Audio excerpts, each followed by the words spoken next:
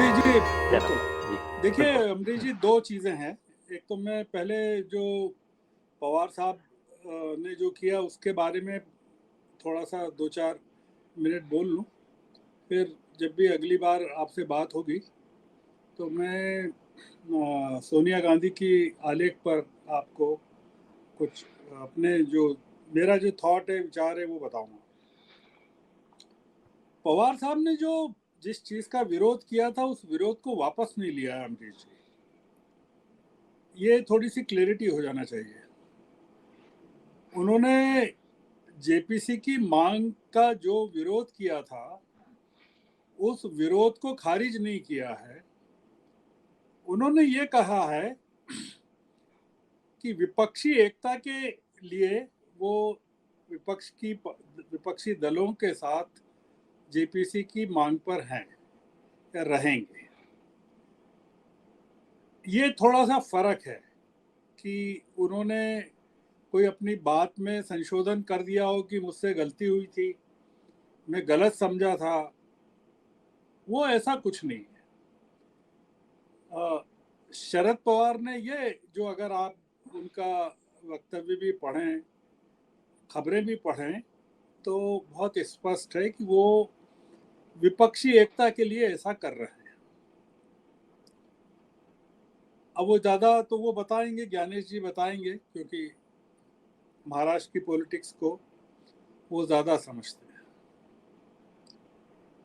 मैं जो समझ पा रहा हूँ वो ये कि चाहे जिसके कहने से, किसके इशारे पर उन्होंने किया हो,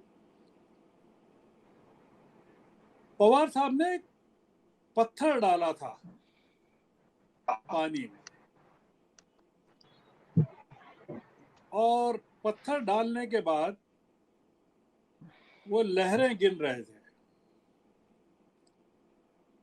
कि जो पत्थर उन्होंने डाला है उसका कितनी देर तक और कितनी दूर तक असर होता है।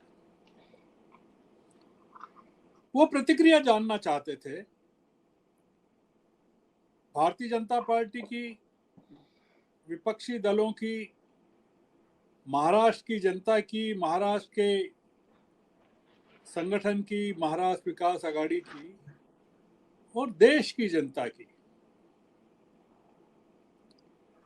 और भारतीय जनता पार्टी भी जानना चाह रही होगी कि ये जो पवार साहब ने किया है ये क्यों किया होगा। उन्होंने क्यों किया, इसको लेकर दो बातें थी अमरीश जी। पहली बात तो जो चर्चा में थी वो ये थी, हालांकि पवार साहब को समझना मुश्किल है जिस तरह की राजनीति वो करते हैं। पहली बात तो ये थी, जो पुणे से मुझे कुछ मित्रों ने बताई जो उनके नज़दीक हैं,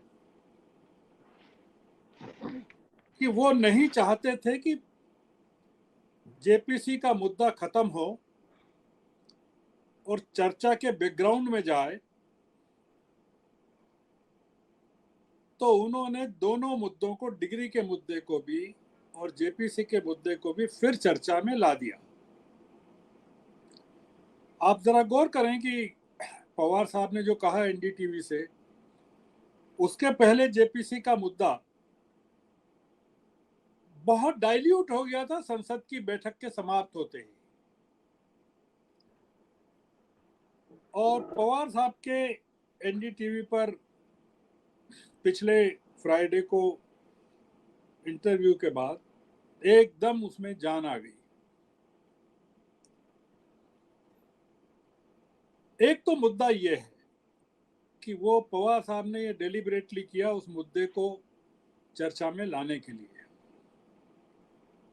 दूसरा जो आम चर्चा है कि अदानी उनके मित्र हैं, उनकी जो जीवनी है मराठी में उसमें उनका बहुत सारे जिक्र हैं, उनकी बारामती यात्रा के जिक्र हैं अदानी के कई बार अहमदाबाद में अदानी के यहाँ गए हैं पवार साहब, उनके यहाँ ठहरे हैं, और अदानी साहब के थर्मल पावर के क्षेत्र में आने को लेकर अदानी पवार की भूमिका की, और कितना संघर्ष किया अदानी ने अपने जीवन में, उसका उल्लेख है।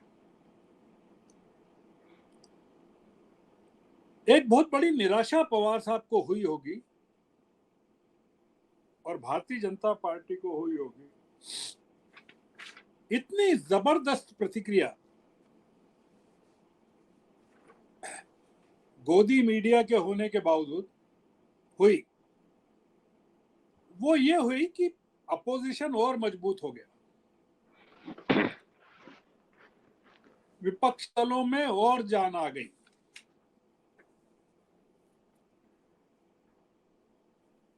एनपीसी के जो लोग थे, उनकी पार्टी के लोग थे, उनमें से किसी का बयान नहीं आया कि पवार साहब ने जो कहा बिल्कुल ठीक कहा है।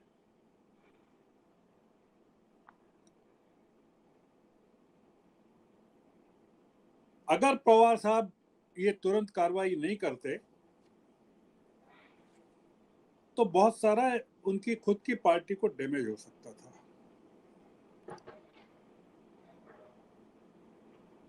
पवार साहब ने जो किया उससे इतना जरूर हो गया कि उन्होंने अदानी के साथ जो उनकी मित्रता थी उसका कर्जा उतार दिया, कहकर कि भाई मैंने तो कह दिया था, मैं तो आपके साथ खड़ा था, पर जो परिस्थितियां थी आप देख रहे थे किस तरह की।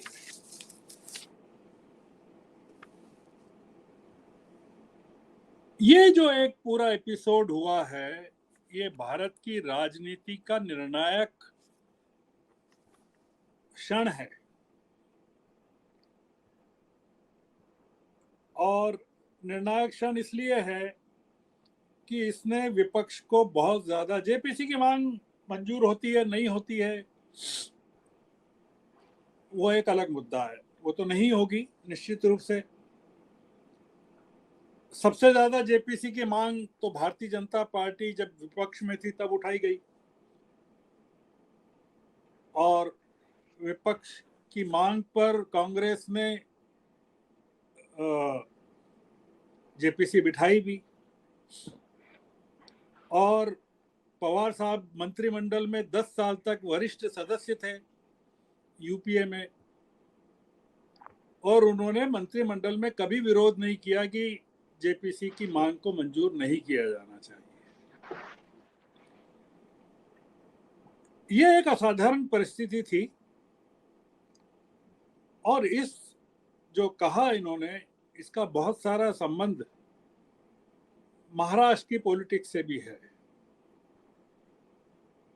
आपने गौर किया होगा कि सबसे पहले चीजों को लेकर, डिग्री को लेकर अजीत पवार ने बयान दिया, ईवीएम को लेकर अजीत पवार ने बयान दिया। ये और ये भी सबको पता है कि कैसे अजीत पवार ने शपथ ली थी बीजेपी के दबाव में, बीजेपी के कहने पर पूरा का पूरा फियास्को हुआ था। और ये भी हम देखेंगे कि जो सुप्रीम कोर्ट में मामला अभी चल रहा है एक नाथ शिंदे की योग्यता को लेकर, अगर डिस्क्वालीफाई कर दिए जाते हैं